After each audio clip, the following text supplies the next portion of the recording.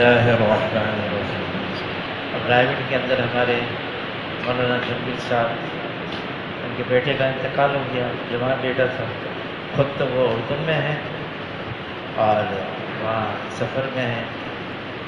پیچھے سے ان کے بیٹوں نے اطلاع دی کہ بھائی کا انتقال ہو گیا۔ کیسے ہوا؟ بارشیں بہت ہو رہی ہیں تو تار ٹھیک کر رہے تھے، اس میں کرنٹ لگا اور جوان آدمی، شادی شدہ بچے، تو بیٹوں نے اطلاع دی بھائی کا انتقال ہو گیا۔ تو جواب دیا کہ جہاں تمہارا بھائی گیا ہے وہاں تمہیں بھی جانا ہے، ہمیں بھی جانا ہے، جانے سے پہلے تیاری کرنی چاہیے۔ مشکلات آتی ہیں، ناگواریاں آتی ہیں، اس کے لیے جو دین جناب رسول اللہ صلی اللہ علیہ وسلم اللہ کی طرف سے لے کر آئے ہیں وہ ہماری رہنمائی کے لیے ہے۔ ہمارا دین کامل اور مکمل ہے، ہمارا دین کامل اور مکمل ہے۔ کہنے وہاں آواز نہیں آ رہی ہے۔ ہمارا دین کامل اور مکمل ہے۔ حضور صلی اللہ علیہ وسلم جب دنیا سے پردہ فرما رہے تھے تو جو آخری جملہ حضور صلی اللہ علیہ وسلم نے اپنی زبان مبارک سے ادا کیا وہ تھا الصلاۃ الصلاۃ وما ملکت ایمانکم، نماز نماز اور جو تمہارے ماتحت ہیں ان کا خیال رکھیں۔ علماء حضرات فرماتے ہیں یہ جملہ پورے دین کا نچوڑ ہے۔ اس میں حقوق اللہ بھی آ گئے اور حقوق العباد بھی آ گئے، حقوق اللہ بھی اور حقوق العباد بھی۔ حقوق العباد یہ اتنے ہی اہم ہیں جتنا کہ حقوق اللہ اہم ہے۔ دونوں میں توازن قائم کرنا ہے، یہ نہیں کہ ایک ہی طرف نکل گئے اور دوسرا حصہ ہمارا ناقص رہ گیا۔ دونوں کو برابر کا توازن دینا ہے۔ آدمی اس دنیا کے اندر زندگی گزارتا ہے، معاشرے میں رہتا ہے، معاملات بھی ہیں، بیوی بچے بھی ہیں، ماں باپ بھی ہیں، کاروبار بھی ہے، لوگوں سے لین دین بھی ہے اور معاملہ پڑتا ہے لوگوں سے۔ حضور صلی اللہ علیہ وسلم نے ایسا معاشرہ قائم کیا تھا جس میں خوش اخلاقی سب سے پہلے نمبر پر تھی۔ خوش اخلاقی، حضور صلی اللہ علیہ وسلم فرماتے ہیں، اس کا مفہوم ہے میزان میں، حشر کے میدان میں جب اعمال تولے جائیں گے تو سب سے وزنی خوش اخلاق ہوں گے۔ اور حضور صلی اللہ علیہ وسلم فرماتے ہیں جس کا مفہوم ہے اللہ نے مجھے اخلاق کی تکمیل کے لیے بھیجا ہے۔ خوش اخلاقی کیا ہے؟ میں کسی کو تکلیف نہ پہنچاؤں، میری وجہ سے سب کو نفع اور فائدہ پہنچے، فائدہ ہو، میں کسی کے کام آ جاؤں، خوش اخلاقی ہے۔ اور ایک پہلو خوش اخلاقی کا یہ ہے کسی کی طرف سے کوئی تکلیف پہنچے، کسی کی طرف سے کوئی مشکل آ جائے، کسی نے کوئی غلطی کی، کوئی کوتاہی برتی، لاپرواہی کی، نقصان پہنچ گیا، اس پر ہمارا کیا رد عمل ہونا چاہیے، کس طرح سے؟ اگر کوئی غلطی کرے تو ہمارا کیا معاملہ ہونا چاہیے اس کے ساتھ؟ حضور صلی اللہ علیہ وسلم نے اپنی زندگی سے یہ بات بھی ہمیں بتا دی نمونے کے طور پر، اور صحابہ اکرام کو اللہ نے استعمال فرمایا ہمارے لیے۔ اب ایک شخص دیہاتی ہے، شہر کا رہنے والا نہیں ہے، وہ آیا مدینہ منورہ میں۔ اب دیہاتوں کا الگ معاملہ ہوتا ہے، جو دیہاتوں میں رہتے ہیں ان کا معاملہ الگ ہوتا ہے۔ ایک شخص آیا دیہاتی مسجد نبوی میں، مسجد نبوی کا فرش حضور صلی اللہ علیہ وسلم کے زمانے میں بالکل کچا تھا، اور کچھ حصہ چھتا ہوا تھا اور کچھ حصہ مسجد نبی کا چھتا ہوا نہیں تھا، بغیر چھت کے تھا۔ تو یہ دیہاتی آیا، اس کو پیشاب لگا، کونے میں جا کے پیشاب کرنے لگا۔ صحابہ کرام نے دیکھا کہ یہ مسجد نبی میں ایک کونے میں کنارے میں پیشاب کر رہا ہے، ظاہر ہے مسجد کے آداب ہیں، اور پیشاب کرنا یہ تو مسجد کے اندر، یہ تو مسجد کے سری مسجد کے آداب کے خلاف بات ہے۔ صحابہ کرام دوڑے، حضور صلی اللہ علیہ وسلم نے صحابہ کرام کو روک لیا، پیشاب کر رہا ہے، اس کو پیشاب کرنے دو، درمیان میں روکو گی تکلیف ہو جائے گی۔ وہ جب پیشاب سے فارغ ہو گیا، حضور صلی اللہ علیہ وسلم نے اس کو اپنے پاس بلایا اور بلا کر پوچھا کہاں سے آئے ہو؟ اس نے بتایا میں فلاں جگہ سے آیا ہوں۔ حضور صلی اللہ علیہ وسلم نے اپنا تعارف کروایا، مسجد کا تعارف کروایا، اللہ کا تعارف کروایا، اللہ پاک ہیں اور ہم یہ مسجد بنائی ہے اللہ کی عبادت کے لیے، اس کو بھی پاک رکھا ہوا ہے، پیشاب ناپاک ہے، تم نے پیشاب کیا، جگہ ناپاک ہوگی، اب دیکھنا ہم اس کو کیسے پاک کرتے ہیں۔ صحابہ کرام سے فرمایا جاؤ اور اس جگہ کو پاک کرو۔ کوئی ڈانٹا نہیں۔ ایک تو یہ ہے نا کوئی غلطی کرے سارے اس پر چھلانگ لگائیں، کود پڑیں، یہ کیا کیا تم نے؟ ایک جماعت تھی سیدھے سادے پشتو بولنے والے، اور وہ چلے گئے امریکہ میں۔ امریکہ میں لاس اینجلیس وہاں ایک شہر ہے، تو وہاں ایک چھوٹی سی ہوٹل تھی، اور وہ یہیں ہمارے محلے میں رہتے تھے، اسی محلے میں، اور وہ ان کی تھی۔ تو جماعت والوں نے اس زمانے میں کوئی اتنی مساجد بھی نہیں ہوتی تھی وہاں، اس ہوٹل کے اندر ایک کمرہ لے لیا۔ اب وہاں تو کموڈ تھے، اب وہ بیچارے کو بہت دقت پیشاب کرنے کی، کیا کریں، دیہات کے لوگ تھے وہ، اور وہاں سرحد کے اندر جو دیہات میں ہے تو بڑے عام کناروں پر جا کے پیشاب کر لیتے ہیں۔ اب تو خیر معاملہ بدل گیا، ان میں سے جماعت میں سے ایک ساتھی پریشان، ساری جماعت پریشان تھی، کیا کریں، کموڈ میں بیٹھا نہیں جاتا، اور وہ دو پاؤں پر رکھ کر اس پر بیٹھتے، اس میں بھی دقت ہوتی ہے۔ ایک ساتھی گیا تو اس ہوٹل کے جو پیچھے گلی تھی ویران تھی، تو اس نے دیکھا یہ تو خاموشیاں تو کچھ بھی نہیں، گھاس ہی گھاس ہے، کوئی نظر بھی نہیں آ رہا ہے۔ اس نے سارے جماعت والوں کو کہا یہ جگہ اچھی ہے، اور سارے جماعت والے آ گئے اور انہوں نے وہاں پر اپنے فارغ ہو گئے، اور آتے رہے پیشاب کرتے رہے وہاں پر۔ کسی نے دیکھ لیا کھڑکی سے، پولیس کو اطلاع دے دی، پولیس والے آ گئے اور پکڑ کے ان پر لے کر گیا پوری جماعت کو۔ اب جج بھی عورت، ایسا کیا ہے آپ لوگوں نے؟ کہاں کیا ہے؟ تو ان میں ایک ساتھی تھے، ڈاکٹر تھے، انہوں نے کہا بات یہ ہے کہ ہمارے ساتھی ایسی جگہ سے آئے ہیں کہ جہاں پیشاب ایسی جگہ کرتے ہیں، کھلی جگہ ہوتی ہے، نالا ہوتا ہے، کنارہ ہوتا ہے، میدان ہوتا ہے، اور وہاں پردہ کر کے وہاں پیشاب کرتے ہیں، یہ اس جگہ کے عادی نہیں ہے۔ تو اس وجہ سے یہ پریشان تھے ان کو۔ تو وہ جج نے کہا بھائی جب یہاں اس ملک میں آئے ہیں تو ان کو اس یہاں کی جو آداب ہیں اس کی رعایت رکھنی چاہیے۔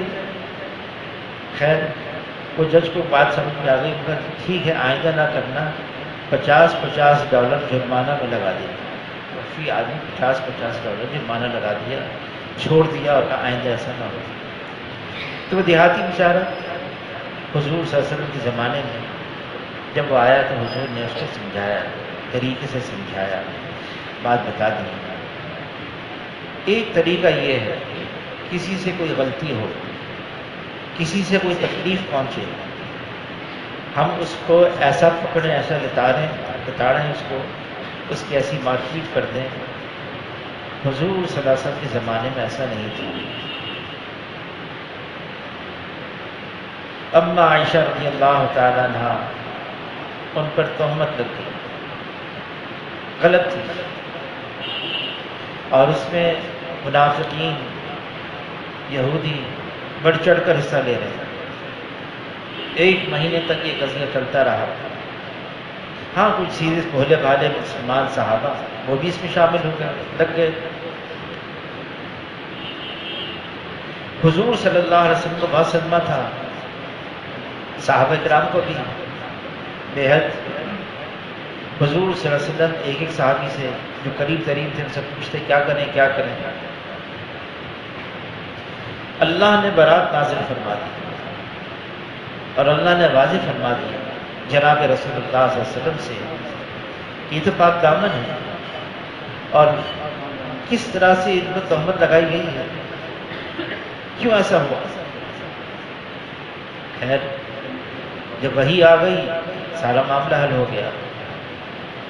جنہوں نے یہ حصہ لیا تھا اس میں، حضور صلی اللہ علیہ وسلم نے ایک کو بھی یہ نہیں فرمایا کہ ایسا کیوں کیا تم نے. ایک اللہ نے برات نازل فرما دی، معاملہ ہی قصہ ہی ختم ہو گیا. ہاں ابو بکر رضی اللہ تعالیٰ عنہ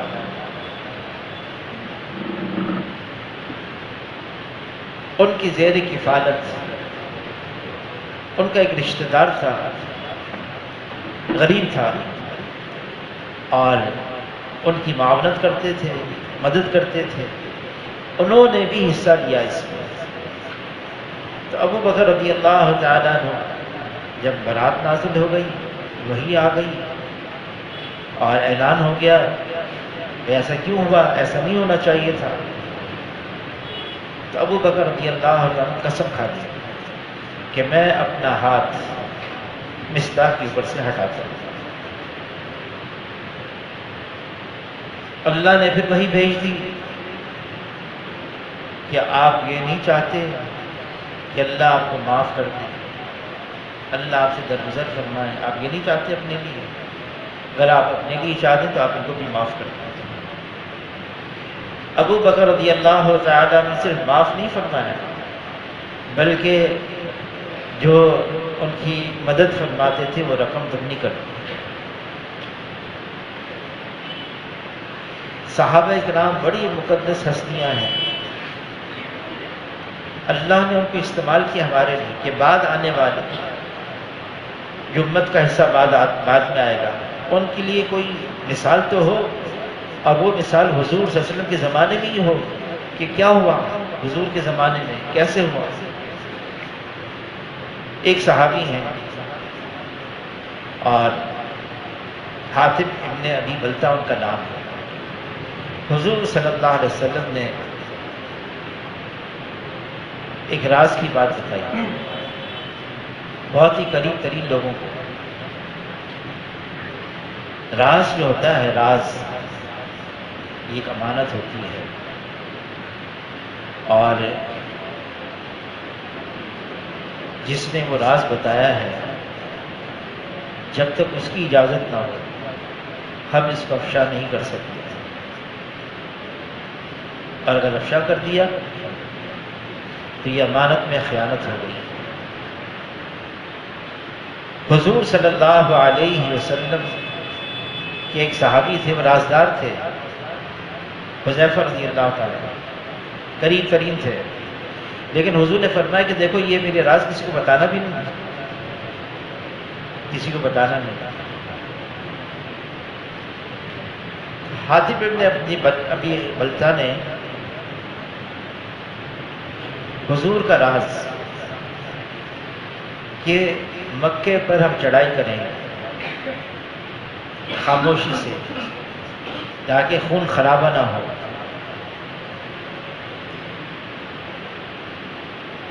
احسن طریقے سے. حاتب ابن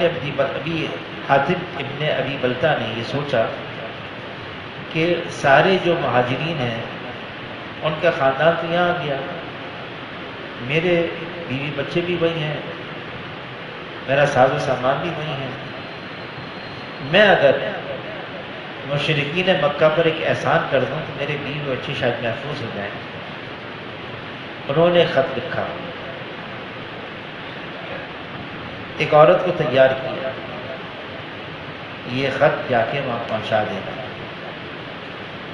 جبرائیل علیہ السلام اطلاع لے کر آ گئے کہ دیکھو فلاں نے ایک عورت کو تیار کیا ہے، خط لے کے جا رہی ہے، اور اس کو روکو ورنہ آپ کا راز کھل جائے گا۔ علی رضی اللہ تعالیٰ عنہ ایک اور ایک صحابی تیار کیا کہ جاؤ، اور ایسی عورت ہے اور اس راستے پر جا رہی اور ایسے کام کے لیے جا رہی، اور اسے وہ خط لے کر آؤ، اس عورت کو بھی گرفتار کر کے لاؤ۔ پہنچ گئے، علی رضی اللہ تعالیٰ عنہ، وہ خط کہاں ہے؟ عورت مل گئی راستے میں، کون سا خط؟ کہ جس نے دیا ہے، ہمیں بس کوئی خط نہیں، سارے سامان کی تلاشی دی، خط نہیں ملا۔ علی رضی اللہ تعالیٰ عنہ فرمانے کہ دیکھو جناب رسول اللہ صلی اللہ علیہ وسلم نے فرمایا ہے تمہارے پاس وہ پرچہ ہے، وہ چٹھی ہے، اور حضور صلی اللہ علیہ وسلم نے جب فرما دیا تو ہے، ملی نہیں ہمیں، اب ایک ہی کام رہ گیا ہے، ہمیں یہ لباس تمہارا اتارنا پڑے گا تلاش کرنے کے لیے، تمہاری بے حرمتی ہوگی، اس لیے تم وہ پرچہ ہمیں دے دو۔ عورت نے جب یہ بات سنی، اس نے اپنے بال کھولے اور چوٹی میں سے وہ پرچہ نکال کے دے دیا، گرفتار کر کے لے کر آئے۔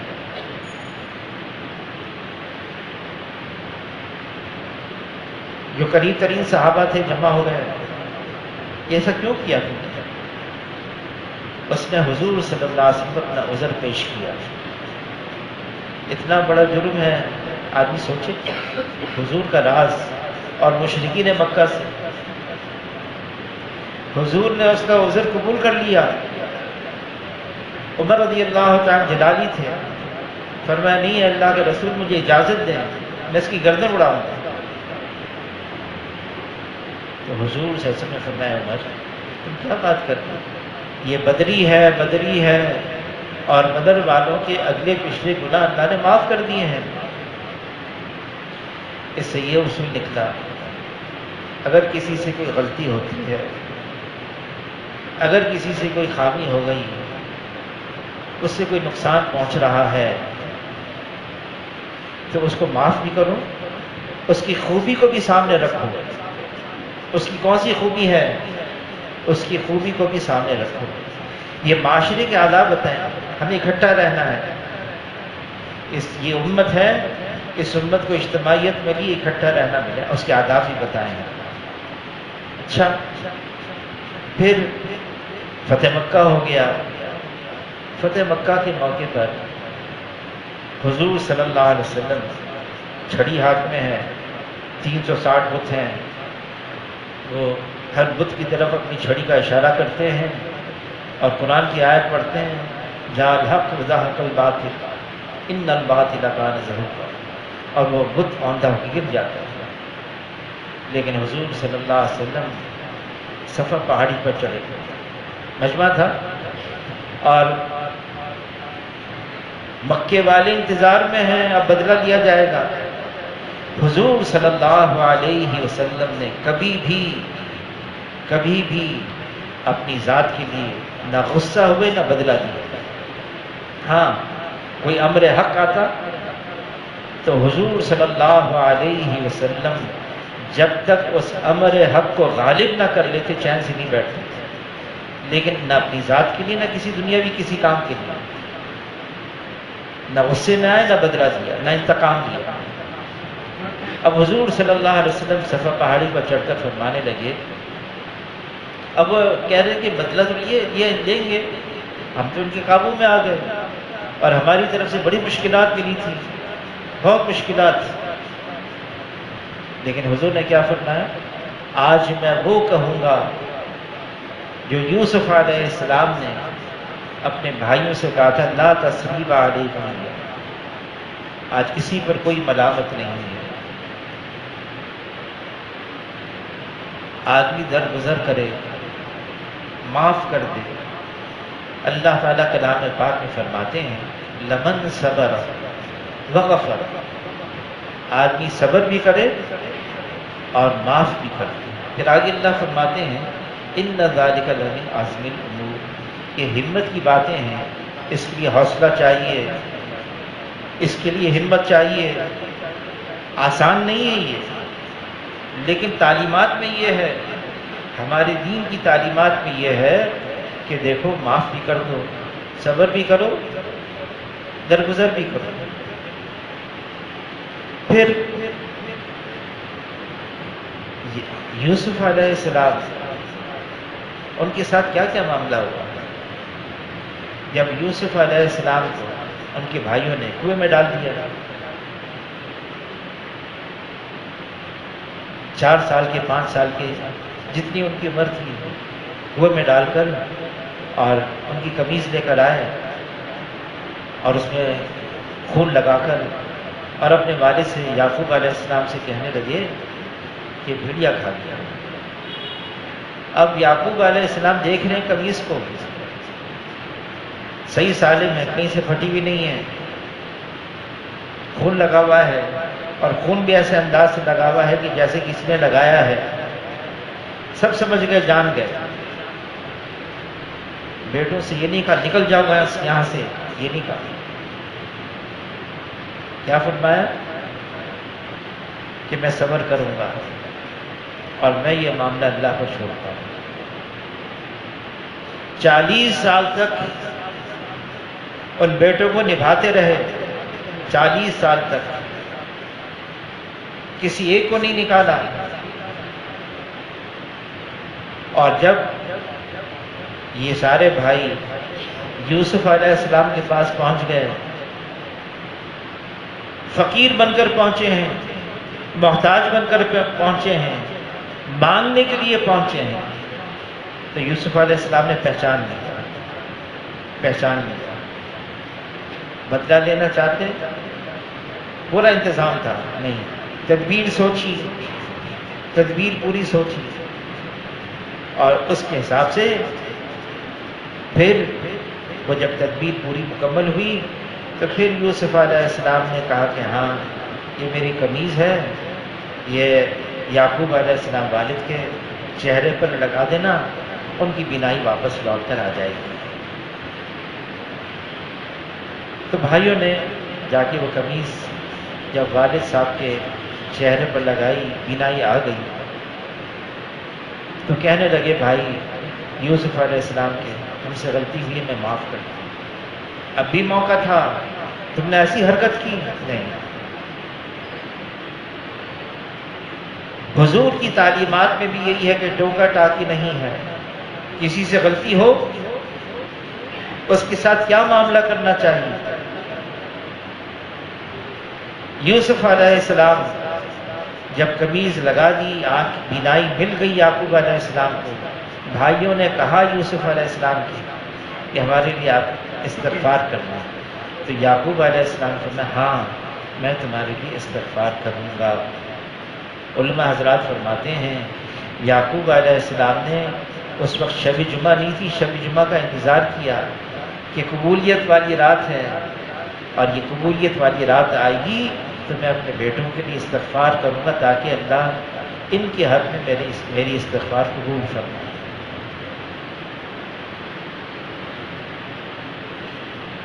ہم سب غلطیاں کرتے ہیں، جب حضور نے فرما دیا کل بنی آدم خطاؤون،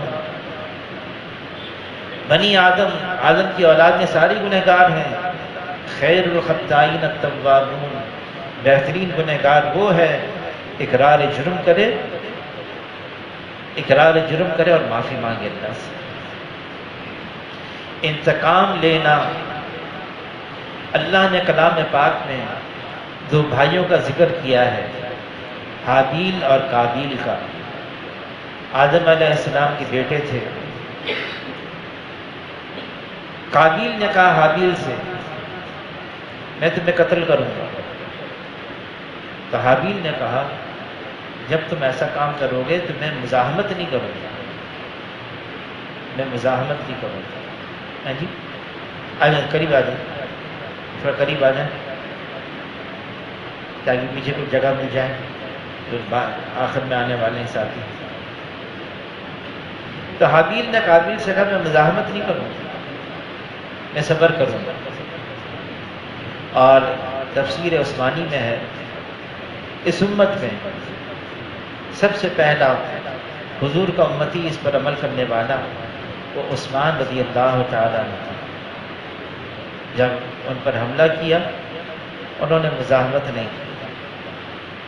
خلیفہ وقت تھے، سارا انتظام کر سکتے تھے، انہوں نے مزاحمت نہیں کی، صبر کیا، برداشت کیا.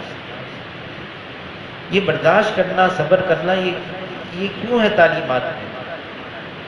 یہ اس لیے ہے امت کا اکٹھا رہنا، امت کا ایک بن کر چلنا، یہ ہر چیز پر فوقیت رکھتا ہے. اللہ تعالیٰ نے کلام پاک میں ایک بات فرمائی ہے، لڑنا نہیں، جھگڑنا نہیں، ورنہ تم کم ہمت ہو جاؤ گے، تمہاری ہوا اکھڑ جائے گی. اللہ نے اس امت کی قوت اور طاقت کو اکٹھا رہنے میں رکھا ہے. اور اکٹھا آدمی اسی وقت رہ سکتا ہے جب ایک دوسرے کو برداشت کرے، نبھائے، سہ جائے، ضبط کرے، صبر کرے. جب تک ایسا نہیں کرے گا بہت مشکلات ہیں. میاں بیوی کا اکٹھا رہنا مشکل، دو سگے بھائیوں کا رہنا اکٹھا مشکل. آج جو امت کا حال ہے ہمارے سامنے ہے، کس وجہ سے؟ معاشرے میں صبر، ضبط، برداشت، اس کی سطح بالکل نیچے گر گئی، بالکل نیچے گر گئی. حضور صلی اللہ علیہ وسلم مثال قائم کر رہے ہیں. ایک یہودی عالم تھا زید بن سونا، اور وہ حضور صلی اللہ علیہ وسلم کو دیکھا کہ یہ خرچ بہت کرتے ہیں اور گھروں میں فاقے ہیں. اس نے آ کے کہا کہ آپ ناداروں کو، مسکینوں کو، ضرورت مندوں کو آپ دیتے رہتے ہیں اور آپ کے پاس تو کچھ ہے ہی نہیں، تو آپ مجھ سے لے لیا کریں قرضے کے طور پر اور پھر واپس دے دیں جب آپ کے پاس ہو.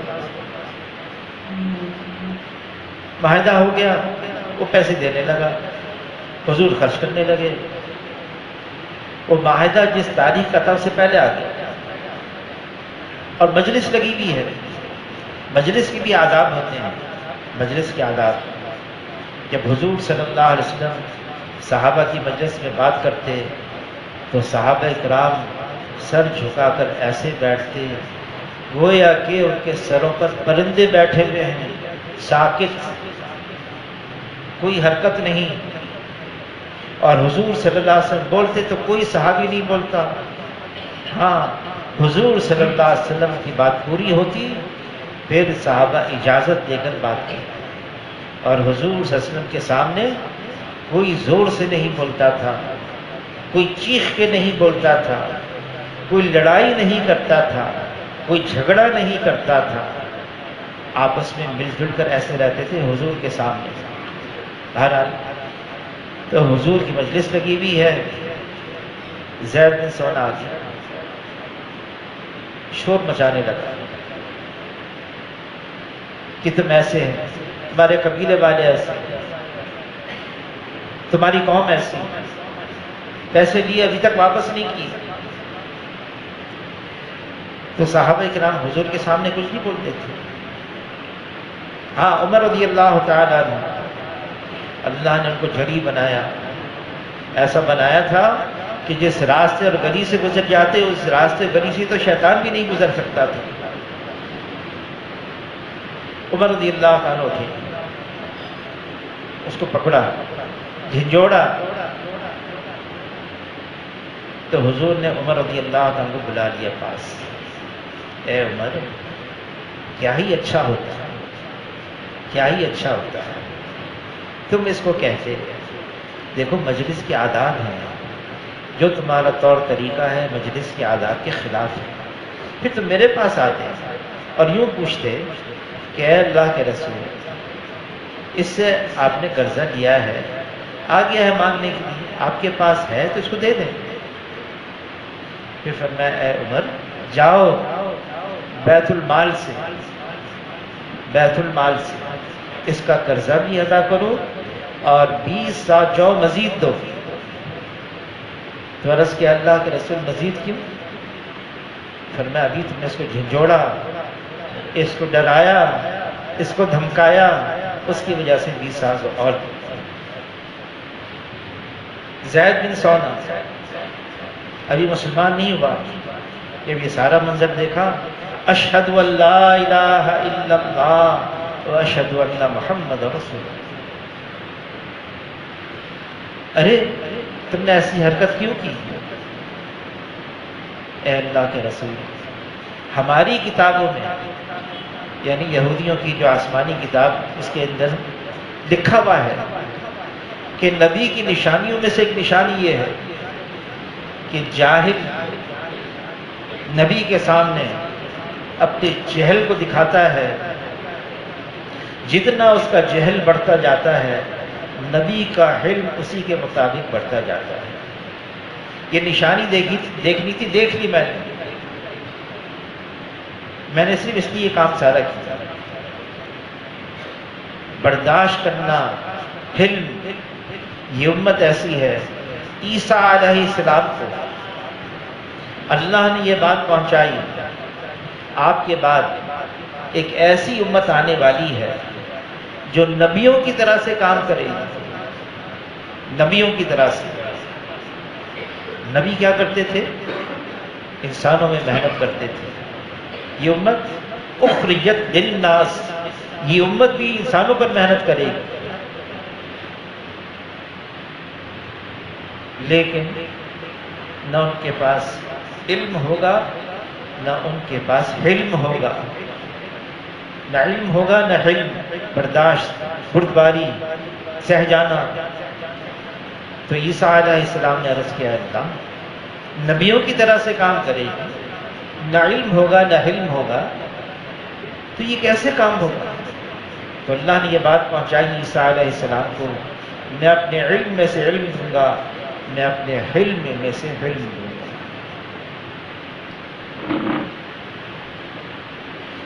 برداشت کر جانا، سہ جانا. کسی نے تکلیف پہنچائی، حضور صلی اللہ علیہ وسلم طائف تشریف لے گئے. طائف کیا سلوک کیا انہوں نے؟ 28 دن، تقریباً 1 مہینہ، پتھر بھی مارے، لیکن حضور صلی اللہ علیہ وسلم بدوا نہیں دے رہے. اے اللہ تو شکایت کرتا ہوں اپنی کمزوری کی، میں ان کو بات بتا نہ سکا. اور اگر یہ نہیں تو ان کی نسل میں سے ایسے آئیں گے جو بات مان لیں. احد کے اندر کتنی تکلیف پہنچی اور 70 صحابہ شہید ہوئے. 70. حضور کے چچا، لاڈلے چچا حمزہ رضی اللہ عنہ وہ بھی شہید ہو گئے. 5 مہاجرین میں سے 65 انصار میں سے تقریباً ہر گھر مدینہ منورہ کا متاثر ہو گیا تھا. ہر گھر میں سے رونے کی آواز آتی تھی.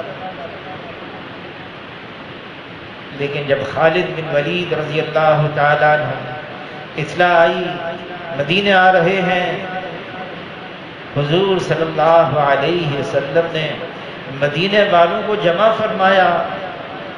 فرمایا دیکھو خالد آ رہے ہیں، کچھ نہ کہنا، کچھ نہ کہنا، جو کچھ ہو گیا.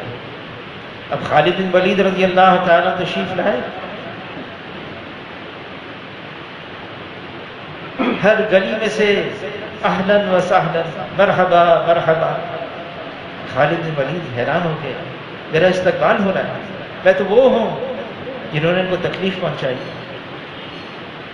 جب حضور کو اطلاع ملی اکرمہ بن ابو جہل آ رہے ہیں، مدینہ منورہ آ رہے ہیں، مدینے والوں کو جمع فرمایا، فرمایا کہ دیکھو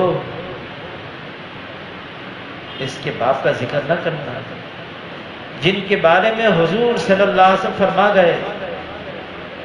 موسیٰ علیہ السلام کا فرعون تو مرتے مرتے کہہ گیا میں ایمان لے آیا موسیٰ اور ہارون کے رب پر جو رب العالمین ہے، لیکن میری امت کا فرعون تو مرتے مرتے بھی اشارہ کر کے گیا کہ دیکھو نیچے سے گردن اڑانا، پتہ چلے سردار کی گردن ہے۔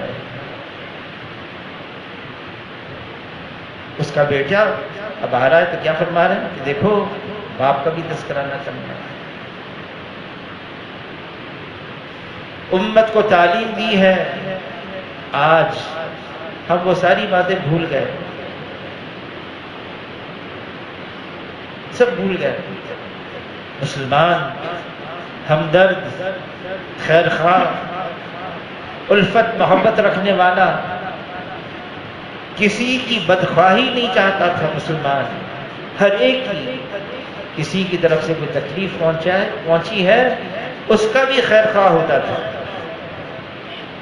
کوئی بات نہیں، کوئی مسئلہ نہیں۔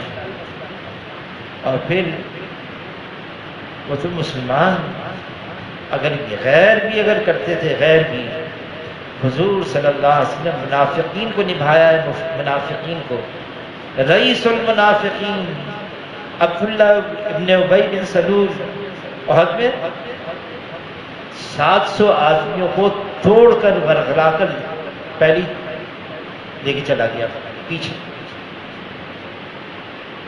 اور وہ تکلیفیں پہنچائی، لیکن جب مر گیا تو حضور صلی اللہ علیہ وسلم چلے مر گیا، ختم ہو گئی بات، پتہ ہے مر گیا چلو قصہ ہی مکمل ہو گیا، نہیں، حضور صلی اللہ علیہ وسلم تشریف لائے اور اس کے جنازے پر حضور نے اپنا جبہ مبارک رکھ دیا، کیوں؟ شاید اللہ کو رحم آ جائے، شاید اللہ کو رحم آ جائے۔ ہر ایک کے لیے خیر خواہی، بھلائی، ہمدردی، کسی کا برا نہ چاہنا، ہاں بدلے کی اجازت ہے، کسی نے کوئی تکلیف پہنچائی ہے بدلے کی اجازت ہے، لیکن وہ بدلہ بھی شرائط کے ساتھ ہے، شرائط کے ساتھ۔ اگر اس نے مارا ہے، جس قوت کے ساتھ مارا اسی قوت کے ساتھ مار سکتے، جہاں مارا ہے وہیں مار سکتے ہیں، اگر تھوڑا اور زیادہ قوت لگا دی اب اس کا حق بن گیا بدلہ لینے کا۔ شرائط ایسی سخت ہیں کہ آدمی کہتا ہے چھوڑ دو بھائی بدلہ ہی نہیں لینا، اجازت۔ ہاں نصارہ کے نزدیک یہ ہے کہ اگر ایک گال پر کوئی تھپڑ مارے تو دوسری گال بھی آگے کرتے، یہ تو نصارہ کے نزدیک ہے۔ ہاں اتنا بھی میٹھا نہ بنو کہ سب لوگ نگل جائیں، اور اتنا بھی کڑوا نہ بنو کہ لوگ تھوک دیں، میانہ روی، بیچ کی چال، لیکن پھر بھی اس کے باوجود بھی کیا ہے؟ نرمی، اخلاق، برداشت، صبر، سہ جانا، دوسروں کے ساتھ ایسا رویہ اختیار کرنا۔ حضور صلی اللہ علیہ وسلم اگر کسی کی طرف سے کوئی بدتمیزی بھی ہوتی ہے تو اسی سکے کے اندر جواب نہ دیتے ہیں۔ اعرابی دیہاتی آیا اور حضور صلی اللہ علیہ وسلم کی چادر مبارک، اور چادر کی کنارے ذرا سخت تھے، ایسا زور سے کھینچا کہ چادر کے جو کنارے کے نشان تھے گردن مبارک میں آ گئے، لیکن حضور صلی اللہ علیہ وسلم نے کچھ نہیں کہا، اس سے کچھ نہیں، ایسا کیوں کیا؟ نہیں، یہ امت ہے، ہمیں اکٹھا رہنا ہے۔ ہاں ایک صحابی ہیں خباب رضی اللہ عنہ فرماتے ہیں کہ حضور صلی اللہ علیہ وسلم ایک موقع پر بہت لمبی نماز پڑھی، نماز کے بعد صحابہ کرام نے پوچھا کہ کیسی نماز تھی؟ فرمایا یہ رغبت اور ڈر کی نماز تھی، اس نماز کے بعد میں نے 3 دعائیں مانگی، 2 قبول ہو گئی۔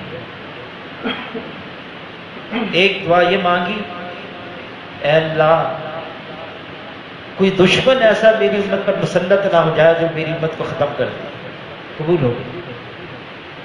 کوئی ایسا فاقہ نہ آ جائے، کوئی قدرتی کوئی ایسا مسئلہ نہ آ جائے میری امت پر اور میری امت ختم ہو جائے، یہ بھی دعا قبول ہو گئی۔ تیسری مانگی، یا اللہ میری امت میں آپس میں لڑائی جھگڑے نہ ہوں، یہ منظور نہیں۔ اب اس کا کیا مطلب ہے؟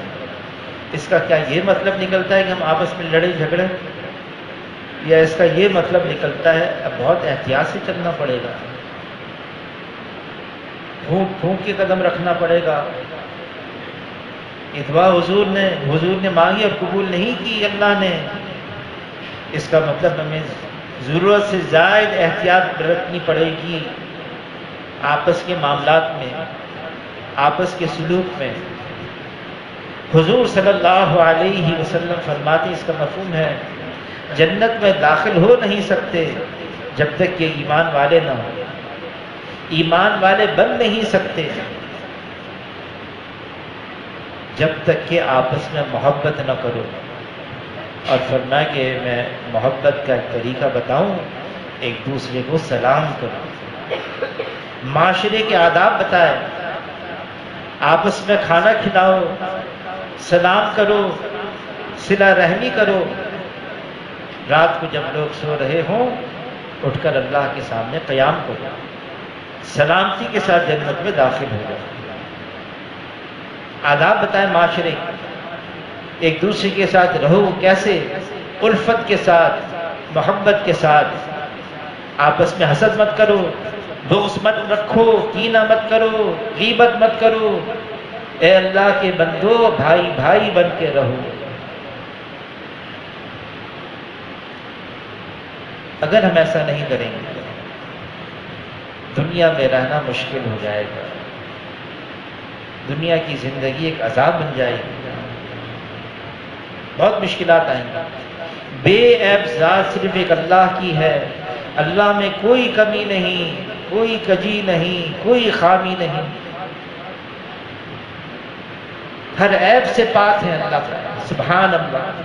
پھر اللہ نے فرشتوں کو ایسا بنایا ہے، ان کے اندر معصیت کا جذبہ نہیں رکھا، اور انبیاء علیہ السلام معصوم عن الخطا ہیں، ان سے گناہ ہو نہیں سکتا۔ صحابہ اکرام محفوظ، اللہ ان سے راضی ہوگا، باقی ہم بچے ہیں۔ اگر اپنے درمیان میں ہم ایسا تلاش کریں گے جو بے عیب ہو، جس میں کوئی کمی نہ ہو، کوئی خامی نہ ہو، کوئی غلطی نہ ہو، اگر اپنے درمیان میں تلاش کریں گے نا، اکیلے ہو جائیں گے، تنہا رہ جائیں گے، پھر کوئی ہمارا ساتھ نہیں دے گا۔ ہمیں یہ سیکھنا ہے ہم کیسے آپس میں مل کر رہیں، جیسا کیسا ہے۔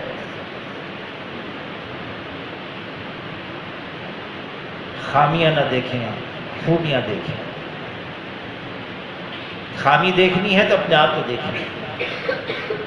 ہمارے ایک بھائی بلال صاحب تھے مرحوم لاہور کے، فرماتے تھے آدمی انگلیوں کرتا ہے، 3 انگلیاں تو اس کی طرف اشارہ کر رہی ہیں، ایک انگلی اگر اس کی طرف اشارے کی طرف ہے تو یہ 3 انگلیاں ہماری طرف ہیں۔ 3 گناہ کی وہ خامی میرے اندر ہے۔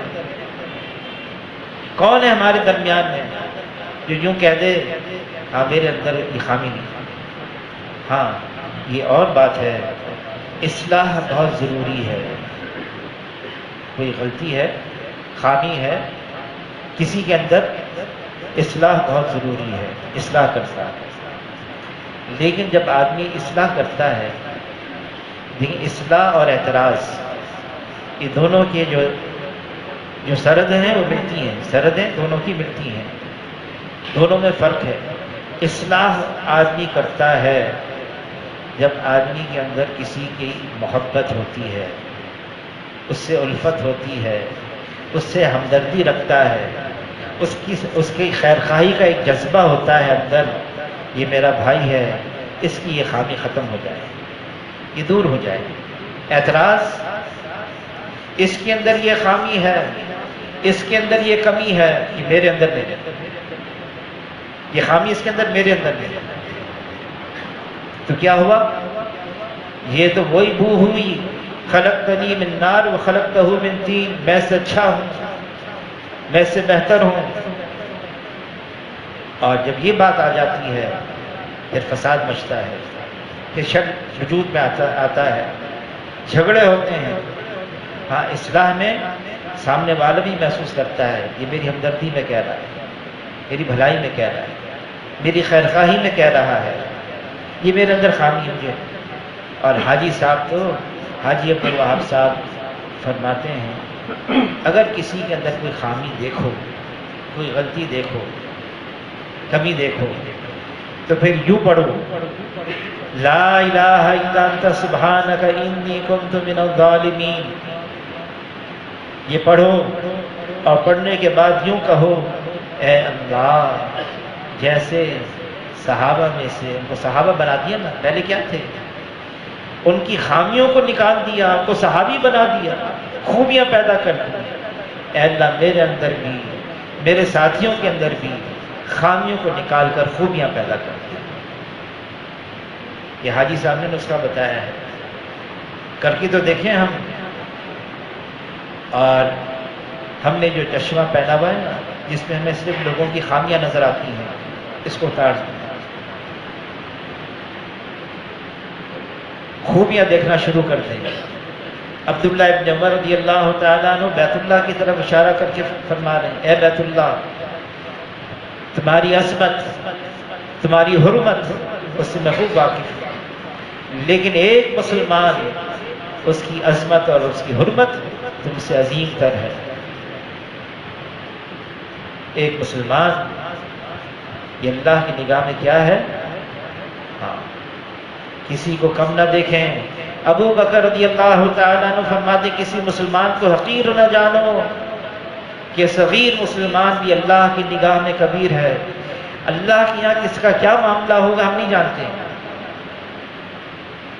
کسی نے کہا ظاہر نگاہ کم سے کسی رند کو نہ دیکھ، کیا جانے اس کریم کو تو پسند ہے کہ وہ۔ اللہ کے یہاں کس کا کیا حشر ہونے والا ہم نہیں جانتے، ایمان پر کس کا خاتمہ ہوگا ہم نہیں جانتے، نیت کیسی ہے ہم نہیں جانتے۔ یہ اس کا فیصلہ صرف اللہ کے پاس ہے، اس کا اختیار صرف اللہ کے پاس اور اللہ کرے۔ ہمارے لیے کیا ہے؟ ہر ایک کے بارے میں اچھا گمان رکھیں، ہر ایک کے بارے میں اچھا گمان، اچھی باتیں، بدگمانی مت کرو۔ اللہ تعالیٰ کلام پاک میں فرما رہے ہیں یہ بدگمانی بہت ساری، یہ تو گناہ ہے، گناہ ہے۔ اور کسی نے کسی کے بارے میں بدگمانی کر لی نا، حشر کے میدان میں اللہ تعالیٰ فرمائیں گے بتاؤ، ثبوت دو، تم نے اس کے بارے میں یہ سوچا، اس کا ثبوت دو، ورنہ جنت میں جا ہی نہیں سکتے۔ کہاں سے ثبوت ملے گا؟ ہاں، اچھا گمان، اس کا کوئی ثبوت نہیں، اچھا گمان ہے۔ اب ہم مکی مسجد جا رہے تھے، مکی مسجد رات کا وقت تھا، دیکھا اتنا مجمع آ گیا کہ میں نے پوچھا یہ مجمع کہاں سے آ رہا ہے؟ ساتھی نے کہا وہ دیکھو سامنے شیطان گھر ہے، چھوٹا اس کی وجہ سے سب آ رہے تھے۔ میں نے کہا کبھی اچھا گمان بھی کر لیا کرو، کہیں کہ یہ سب مکی مسجد سے آ رہے ہیں، سب مکی مسجد سے آ رہے ہیں۔ بہرحال گمان تو اچھا ہی رکھنا چاہیے ہمیں ہر ایک کے بارے میں، کیونکہ اگر گمان اچھا ہوگا نا تو ہمارا دل صاف رہے گا۔ اور دل میں اگر میل آ گئی کسی کے بارے میں، دل کی کدورت اس راستے کی ترقی کے لیے مانع ہے کہ اگر ایک کے بارے میں بھی دل میلا ہو گیا، کسی کے بارے میں میل آ گئی، ہماری ترقی رک گئی۔ دل صاف ہو ہر ایک کی طرف۔ انس پر کیا فرمانا ہے؟ انس رضی اللہ عنہ سے، اے انس میری عظیم سنت ہے، اگر ہو سکے، یعنی آسان نہیں ہے، اگر ہو سکے اپنا دل سب کی طرف سے صاف رکھو، اپنا دل سب کی طرف سے صاف رکھو. کسی کے بارے میں ہاں بدگمانی ہو تو میں برا ہوں. تابعی فرماتے میں فلاں فلاں فلاں صحابی سے ملا ہوں، 30 کے نام لیے، اور 30 کے 30 اپنے بارے میں ان کو نفاق کا اپنے پر ڈر تھا.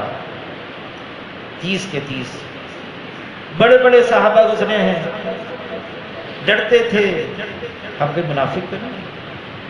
اور واقعی ان کا یہ حال تھا.